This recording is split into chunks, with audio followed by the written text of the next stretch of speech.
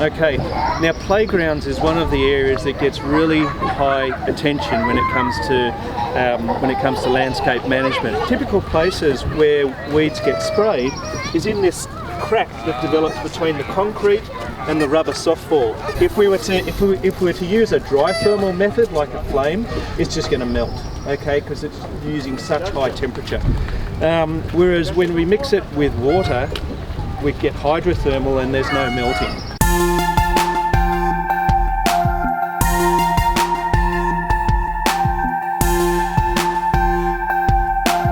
Can be plugged straight into a garden hose or a faucet.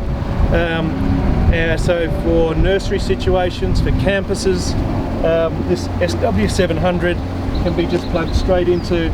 We can have that fitting with a filter and just plug straight into a garden hose, and it's on pneumatic wheels, so it can be wheeled around.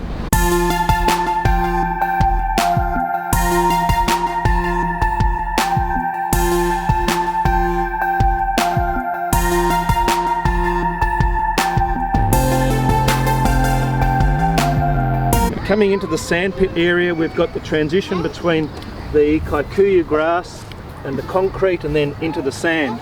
Chemicals are going to penetrate deep into that sand. Once it gets down into that area down there where it's moist, the chemicals aren't drying out. Okay, they're staying moist. And the regulation is, like, got to allow it to dry. Okay, it's not, it's going to penetrate. Now, we're very honest about where our carbon is being used. It's right here where we're treating the weeds. When you buy a drum of pesticide, it's been manufactured somewhere else. Majority of glyphosate is manufactured in China. And glyphosate is the third highest user of energy in its production. And then it goes into drums and is shipped, and then it goes into decanters and it's shipped, and then we've got the triple washing or double washing of the drums and the disposal costs of the drums. So when you take into account the life cycle of the herbicide, actually burning some diesel is far more efficient weed control than using herbicide. As far as personal protective equipment goes, solid shoes, gloves, sun hat, that's it. No respirators, no paper suits. Because we get a lot of people saying, what are you spraying? What are you doing?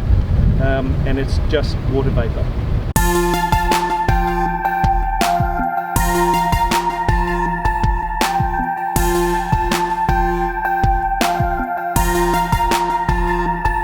We don't damage even the roots of blueberries or strawberries or trees because we just don't get the penetration.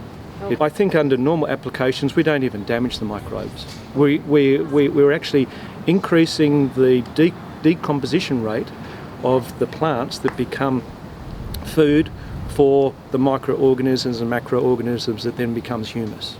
We've got organic farmers right around Australia using our technology, and they have noticed improvements in their soil health, not